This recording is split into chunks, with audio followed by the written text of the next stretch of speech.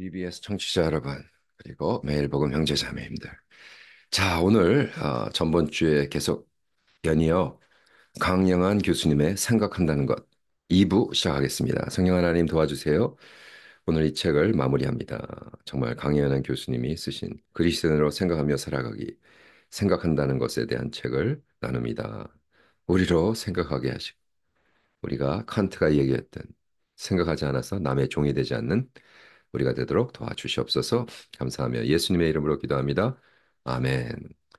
전번 주에 제가 했을 때 가장 중요한 포인트가 그거였죠. 칸트가 뭐라 그랬어요? 우리가 생각하려고 노력하지 않으면 우리는 궁극적으로 다른 사람의 생각에 종로로 탄다. 칸트가 뭐라 했어요? 스스로 생각하려고 애쓰지 않으면 남의 종으로 살 수밖에 없다. 그러므로 종살이가 싫으면 스스로 생각하라. 라는 것이 칸트가 들려주고 싶은 이야기입니다. 그렇다면 우리가 전번 주는 교수님의 제가 자꾸 강 목사님이라는데 목사님이 아니시고 장로님이신데 강 교수님의 어, 했습니다. 오늘은 3장. 전번 주는 제가 생각하지 않으면 무슨 일이 일어나는가? 생각한다는 것은 무엇? 생각의 윤리까지 했고요. 오늘은 그리스도인으로 생각한다는 것. 생각하는 그리스도인. 그래서 오늘은 3장으로 마무리하겠습니다.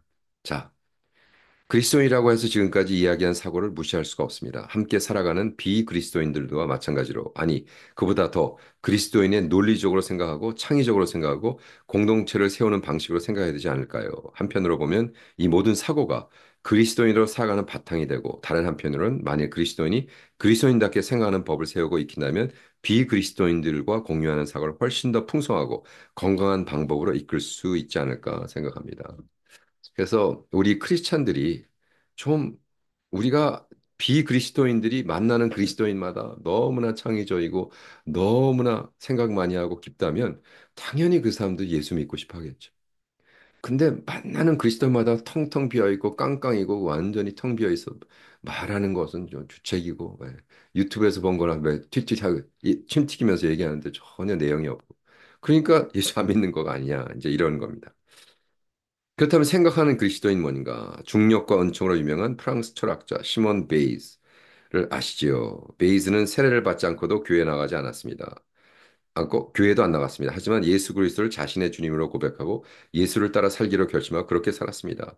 노동자를 위해 뛰어다니며 그들을 위해 헌신하다가 마지막에는 굶주림으로 죽었습니다. 그녀를 나는 그녀를 그리스도인이라 부르기를 주저하지 않습니다. 와. 이건 이제 C.S. 루이스의 마찬가지죠. C.S. 루이스의 그 태양 하나님을 그러니까 태양의 하나님을 바알을 우상 숭배하는 C.S. 루이스 책에 나오는 겁니다. 그 여기는 안 써 있습니다. 크로니커 오브 나르니아라는 데 나오는 건데 거기에 태양을 섬기는 젊은이가 나중에 애슬린이 데리고 천국을 가요. 이게 이제 큰 신학적으로 문제가 됐어요. 근데 똑같은 얘기예요. 우리는 자꾸 교단적으로 뭐 장로교에 들어와야 되고 감리교에 들어와야 되고 루터란에 들어와야 예수를 믿고 천국에 간다. 근데 이것이 아니라 정말 이 친구가 정말로 자기는 하나님을 섬겼는데 그 하나님이 순수하게 에슬렌이라고 부르지 않았지만 그죠? 했다는 거죠. 그래서 여러분 이걸 어떻게 생각해야 되나? 자, 요즘 말하는 포스모더니즘, 그분이 루뱅이라는 공부할 때 포스모더니즘이 철학이 한창 유행하고 있습니다. 그는 물론 플라톤, 아리스토텔, 아퀴나스, 데카르트, 칸트, 헤겔 후 하이데거 같은 고전 철학을 주로 공부했지만 반기독교적인 니체, 프로이드, 라캉, 푸코와 같은 철학자의 글을 마치 어린아이가 우유 마시듯 많이 읽었습니다. 지나고 보니 그런 사상을 이해하려고 애쓴 것이 결코 손해가 아닙니다. 그러니까 지금 강 교수님의 얘기입니다. 강 교수님은 포스트모던에 대한 어떤 세상적인 것도 많이 읽었다. 그래서 그리스도의 신앙 고백이 나왔다. 이제 이렇게 쓰고 있습니다. 자,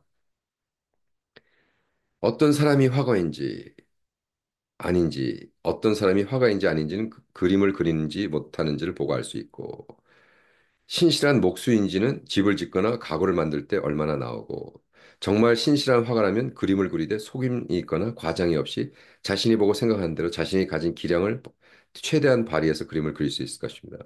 그리스도인도 마찬가지 아닐까요? 그죠? 다시 한번 물러가 생각해 봅시다. 그리스도인됨은 분명히 하나의 기능으로 되는 것은 아닐 것입니다. 예수님이 가르치신 열매로 그들을 알리라. 그죠? 자, 그렇다면 똑같은 맥락에서 음, 배움과 생각이 나란히 함께 배움이 있는 것이 생각돼 있고 제대로 자리를 잡는다고 공자 선생님은 가르쳤습니다. 비슷한 맥락에서 공 선생님은 나는 일찍이 종일토록 먹지 않고 밤새도록 자지 않고서 생각을 해보았지만 유익이 없었다. 공부하는 것만 못했다. 생각도 중요하게 생각하지만 생각만 하고 앉아있기보다는 우선 배우고 공부하는 것이 얼마나 얻은 바가 더 많다는 이야기를 하고 싶어서 한 일이죠. 얼마나 자주 생각할지 생각해서 한 번도 생각하지 않고 너무 많이 기대하지 만기를 권했습니다. 계분자는 세 번 생각한 뒤에 행동을 하였다라고 하는 말을 들은 공 선생은 두 번이면 된다라고 말했습니다.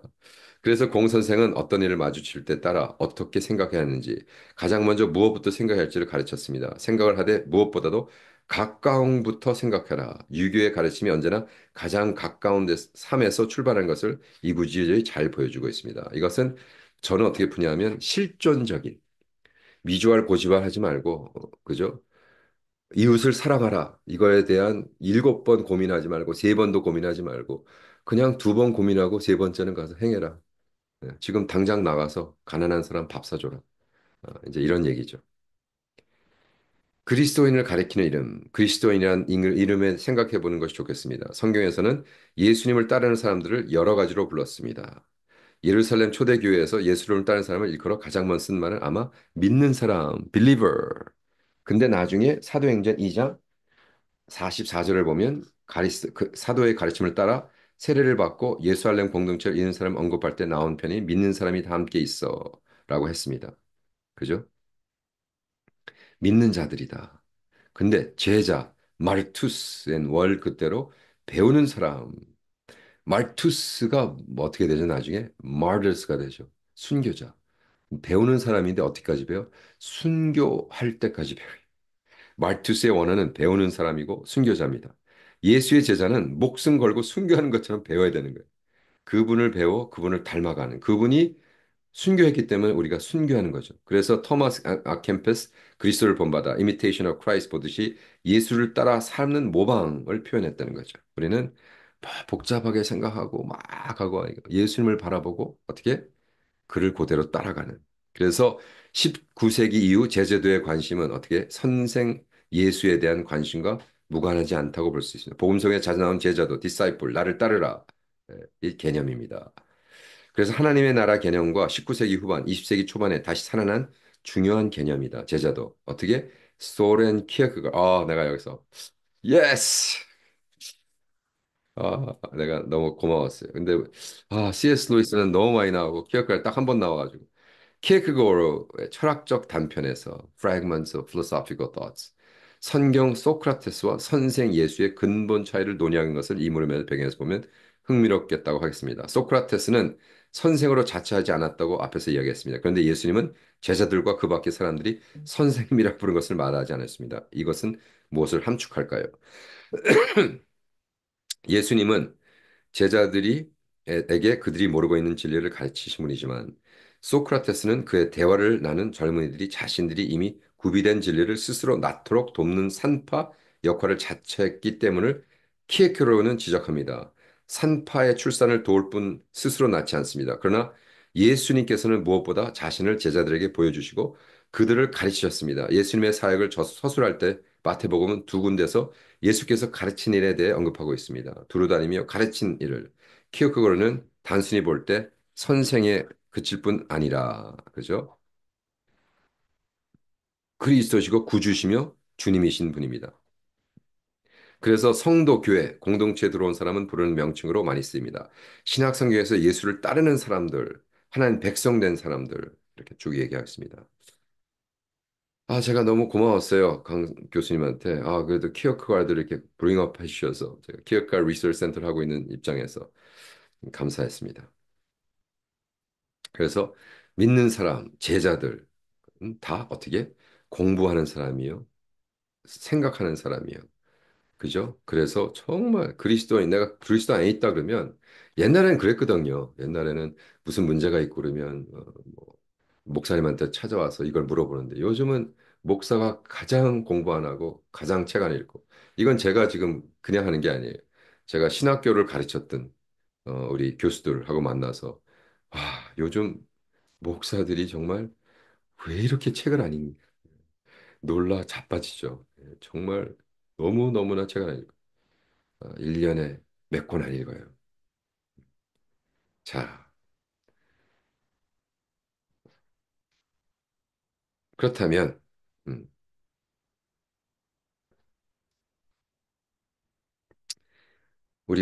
우리 이 기쁜 소식, 예수는 그리스도다 메시지를 들었을 때, 그죠? 첫 번째, 두 번째 여러 가지가 있는데 그 다음에 알아듣는 것이 첫 번째 단계이고 두 번째는 논란 단계고 세 번째는 생각해야 됩니다. 과연 예수 그리스도가 메시아며 주이신가? 어떤 증거로 그분은 나의 메시아로 어, 지극히 짧을 수도 있고 한평생 길게 갈 수도 있어. 그죠? 음. 예를 들어 한국 대학교 CCC에서 사형리로 전도받고 그 자리에서 영접한 사람들이 있어. 반면에 오랫동안 성경에 관심을 가지고 한평생 예수로 고백하지 않다가 죽기 전에 하는 사람도 가끔 있다. 이건 뭐냐 하면 우리가 이 생각이란 프로세스를 거치지 않고는 사형리라고 해서 그냥 믿는 게 아니라 그죠? 정말 우리의 삶 속에서 왜 믿어야 되는가를 깨닫고 해야 된다는 거죠. 그렇다면 왜 생각하는 활동이 신앙에 필수적인가? 이렇게 쓰고 있습니다. 강 교수님이. 신앙에는 생각, 사고, 논리, 지식이 배제되지 않는다는 것. 지식이나 생각을 통해서 우리가 신앙을 갖는 것은 아니지만 무엇인지 알지 않고서는 적어도 말을 알아듣지 못하고서는 신앙에 이를 수 없다는 일단 수용해야 한다고 합니다. 예를 들어, 그러니까 이제 언어의 문제인데, 예?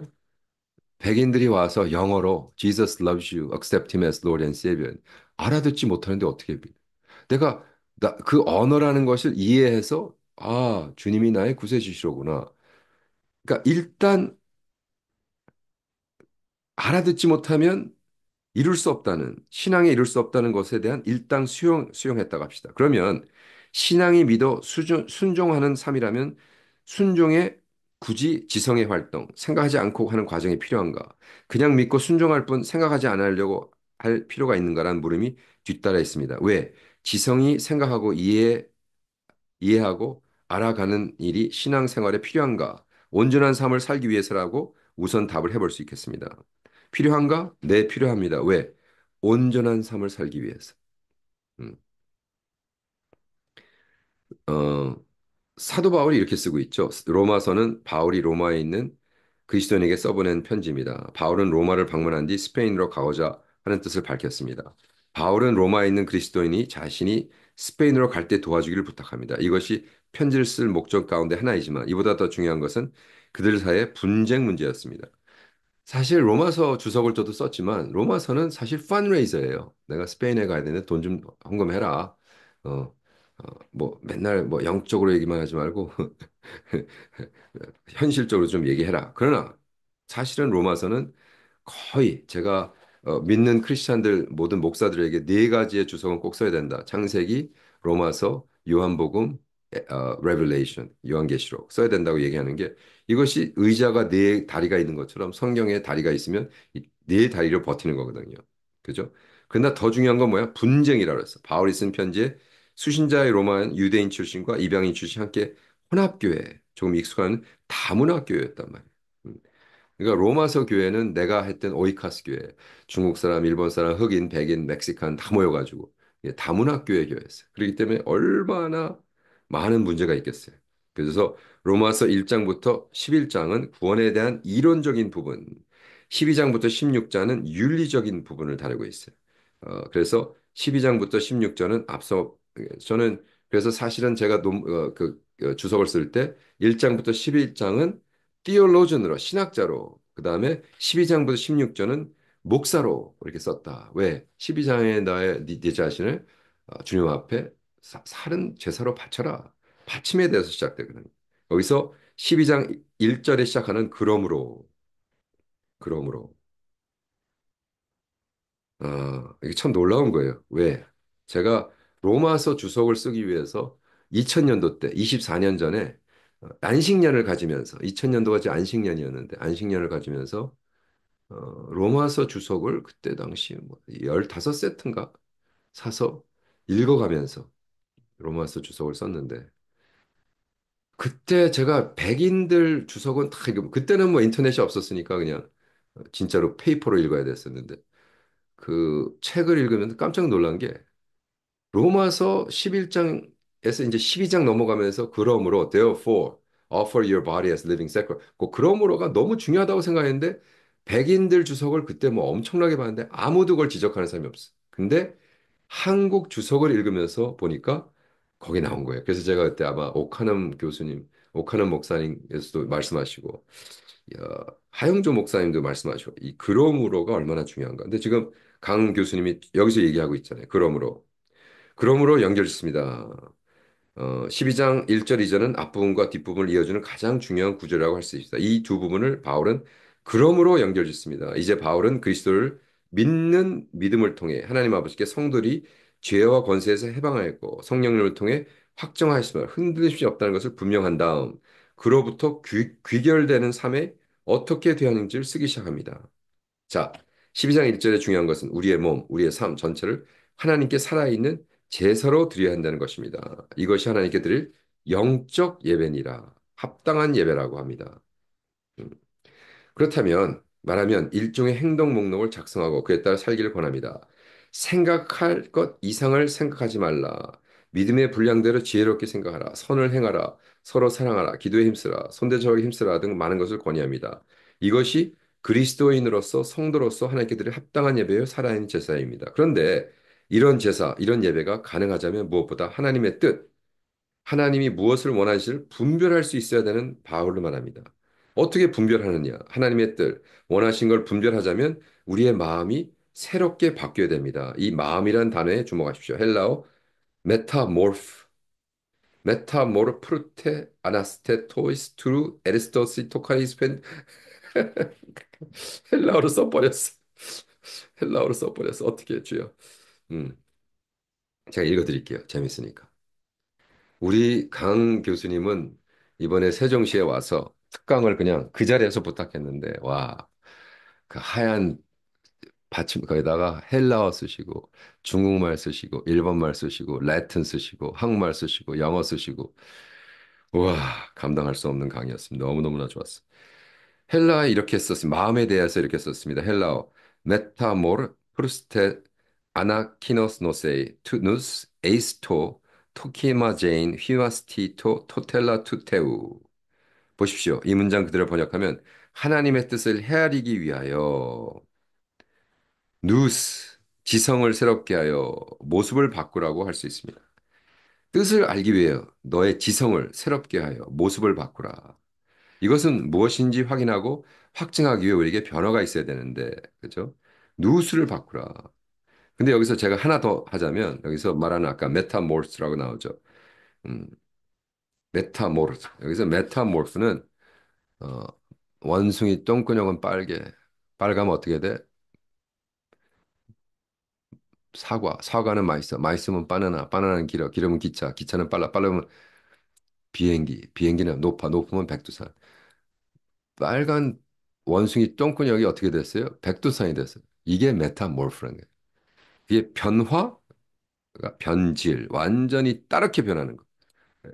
그 변질이 돼야 되는데 그걸 누수를 받고 어떻게 생각, 우리 이성을 받고 완전히 이건 하나님만이 바꿀 수 있는. 그런데 어떻게 지성이 바뀌는 걸까요? 로마서 12장 하나님 중심으로 어, 그러니까 하나님만이 바뀔 수 있는 거예요. 누스는 메타노이아 생각의 바뀜. 음, 완전히 바뀌는 거예요. 그냥 조금 잘하는 사람이 더 잘하는 게 아니라 완전히 본질이 바뀌는, 변질이 되는. 음. 그래서 우리는 우리의 세상의 모습 같지 않고, 그죠? 우리는 하늘의 나라 사람 같다. 우리는 세상이 볼 때 쟤네들은 뭐야? 그죠? 쟤네들은 뭐야? 이해가 안 돼. 라고 하는 상황까지 가야 된다는 겁니다.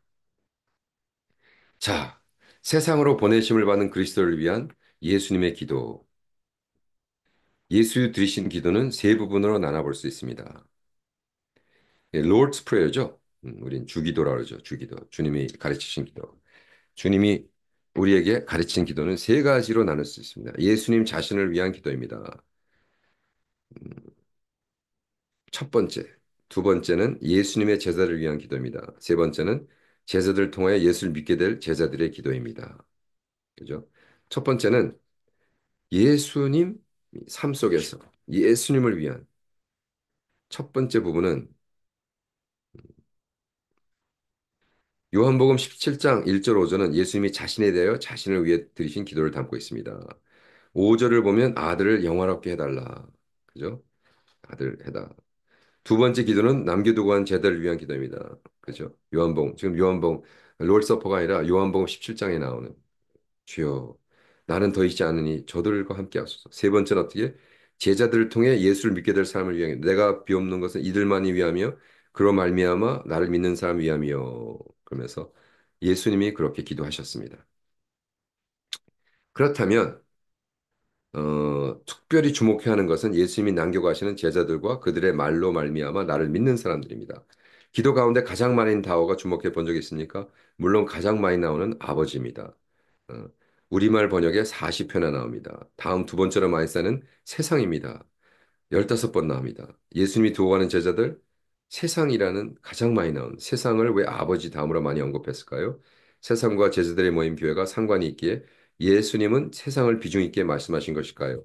세상은 우리가 살고 있는 것입니다. 장소 개념으로 보자면 세상은 우리를 포함해서 모든 사람이 사는 삶의 거주지입니다. 세상은 단지 장소에만 그치지 않고 그 가운데 있는 사람들을 포함합니다. 와, 이러한 세상을 요한복음은 세 가지 관점에서 바라보고 있습니다. 첫째, 무엇보다도 세상은 하나님이 지으신 세계입니다. 아멘이시죠? 둘째, 세상은 하나님에 대해 예수 그리스도에 대해 그리스도에 대해 믿는 사람에 대해 대적하는 존재입니다. 근데 세 번째, 그런데도 세상은 하나님의 사랑의 대상입니다. 음. 그래서 우리가 세상에 있지만 세상에 속해하지 않고 그렇죠? 살아간다. 음, 키포인트. 세상에 던져진 존재가 아니라 세상으로 보냄받은 자. 여기서 재미난 얘기를 합니다. 제가 마르틴 하이데거를 가르칠 때 그 다자인이라는 거를 가르치는 다자인은 독일 말인데 독일 말이 아니에요. 그냥 하이데거가 그냥 만들어낸 말이에요. 다자인은 뭐냐면 here I am. 나는 여기 있네요. 근데 그게 질문과 exclamation mark, 놀람.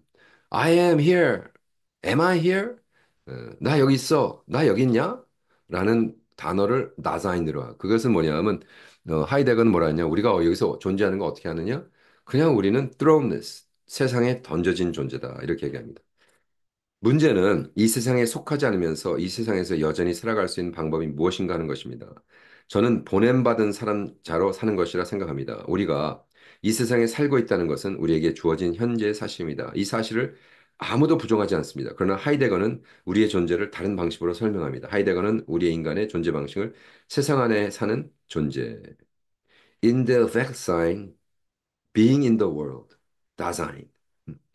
어, 이렇게 세상 속에 살게 된 계기를 하이데거는 우리가 우리의 선택과는 무관하게 세상에 던져졌다. 에, 있으나 이러한 사태를 옛날에는 피투성이라고 번역했었습니다. 피투성. 우리는 세상에 던져진 존재이기 때문에 왜 우리가 여기 있는지, 무슨 사명을 띠고 태어난지, 무슨 특별한 이유가 나의 존재에 있는지 알 수가 없었습니다. 하이데거가 말하고자 하는 것은 세상에 던져진 존재로서 우리의 존재는 선택의 여지가 없이 이 세상에 태어날 뿐이라는 것이죠. 그런데 우리는 그렇게 던져진 대로 어쩌면 팽개침을 당해 내쳐진 존재로 살아갈 수 없다는 자각이 중요하다고 하이데거는 생각했습니다. 우리 자신의 존재를 우리가 대리, 우리의 자신 것으로 가지기 위해선 그저 던져진 상태에 매물러 있기보다는 우리의 미래를 계획하고 미래의 삶을 거머쥐어야 된다고 생각하고 하이데거는 생각했습니다. 최근 자주 듣는 각자 도생. 이 하이데거가 그리스도의 일상의 삶입니다. 타인과 함께 살아가는 하지만 타인의 존재가 나에게 그리 큰 의미가 없는 것은 아닙니다. 있는 것은 아닙니다. 나는 나, 너는 너. 각자의 삶을 각자 자기의 삶으로 살아가야 합니다. 와우. 각자 도생. 각자 도생. 스스로 살아가는. 이게 이제 키르케가르드 얘기인데 하이데거가 얘기했다고 했지만 사실은 절대자, 코람데오. 하나님 앞에 홀로 서서 사는 이걸 얘기하는 거거든. 그러니까 하이데거가 키르케가르 책을 많이 읽고 하이데거의 크레딧에 앉아서 자기 말로 그냥 바꾼 거거든요. 그죠? 각자 도생. 너는 그냥 혼자 스스로 뚜러움네스 세상에 던져진 존재인데 네가 스스로 혼자 살아라. 이제 이런 얘기를 하는 거거든. 그렇다면 하이데거는 죽음으로 향하는 인간은 누구나 죽을 수 없는 없고 나도 인간이기 때문에 역시 죽을 수밖에 없다는 사실에 누구나 직면합니다. 죽음으로 향해 가는 존재, Sein zum Tode라는 자각은 인간이 세상 속에 던져진 존재라는 자각과 함께 인간 존재를 규정하는 데 매우 중요한 개념입니다. 우리는 죽는 거죠. 이런 의미에서 하이데거는 죽음을 불가능성의 가능성이라고 불렀습니다. 죽음이란 불가능성의 그죠? 내가 맞설 때 불안 자체 따위는 없앨 수 없다 하더라도 나의 존재, 나의 삶을 기획해 볼 수 있는 가능성이 바로 죽음으로 인해 나에게 열린다는 것이죠. 불가능. 죽지 않는 것은 불가능하잖아. 그 불가능성의 가능성. 그것을 내가 직면할 때 나에게 그러면 어떻게 살아가는 내가 할 수 있는 것이 보인다는 거죠. 그래서 와, 뭐 하이더가 얘기를 하자면 끝이 없고 그렇다면 삼위일체, 그죠? 삼위일체 하나님은 우리의 자신보다 더 가까이 우리와 함께 계시고, 그죠? Interior intimo meo. 그로 인하여 우리는 생명의 힘과 지혜를 얻습니다. 삼위일체 하나님은 우리 자신보다 더 가까이 우리 함께 계시다. 이게 참 철학적인 얘기지만 내가 내 안에 있어요. 나라는 껍데기와 이성, 그리고 나라는 존재, 그죠? 있는데 나라는 그 존재 더 인티모, interior intimo meo, interior intimo meo. 와, 멋있죠? 이걸 라틴으로 외워야겠다. interior intimo meo. 이런 라틴은 뭐냐? 성령 하나님이 너와 너 사이에 더 가까워. 네가 너를 아는 것보다 너를 더 인티메트하게 안 되는 거예요. 응? 너무 멋있죠? 그래서 신실한 현존의 삶은 기독교의 삶의 모든 영역을 정복하겠고 정복주의도 아니고 더구나 깊이나 도피주의도 아니고 이 세상을 잠시 식민지로 삼아 통치하겠다는 사상도 아닙니다. 세상으로 보냄받은 사람은 사상을 정복하거나 식민지로 삼는 것이 아니라 세상 안에서 자신이 처한 삶의 자리에서 신실하게 거주하는 법을 배워나가야 하겠습니다. 신실함의 조건 가운데 하나는 자신의 삶에 요구되는 일을 무엇보다 해내는 것이겠죠. 와우. 제가 계속해서 얘기하는 설교 때 여러분의 데스티네이션은 장소가 아닙니다. 여러분의 데스티네이션은 데스티니입니다. 여러분의 데스티니, 하나님의 받은 사명을 내가 지켜나갈 때 내가 캄보디아에 있건 미국에 있건 한국에 있건 전혀 상관이 없어요. 왜? 나는 지금 나의 데스티네이션, 왜? 나의 데스티니에 와 있기 때문에. 이걸 얘기하는 거예요. 그래서 내가 뭐 캄보디아를 정복하러 가고 그 나라 복음화를 하러 가고 그런 말도 안 되는 얘기하는 게 아니라 선교사들이 그런 말도 안 되는 뭐 자기가 무슨 뭐 뭘 점령하러 가요. 식민지를 삼고 정복하고 이게 아니라 자신이 처한 삶의 자리에서 신실하게 거주하는 방법 배워나가는 것입니다. 신실함의 조건 가운데 하나는 삶에 대한 요구되는 일을 무엇보다 해내는 일이겠죠. 어떤 애나 요구되는 수준이 있습니다. 최소한의 수준에 이르도록 배웠으면 더더 나은 수준에 이르려고 애써야 하겠죠. 와, 신실하게 현존하는 그 자리. 음, 만일 음, 그래서 여러분 이 책은요 한국에 계신 분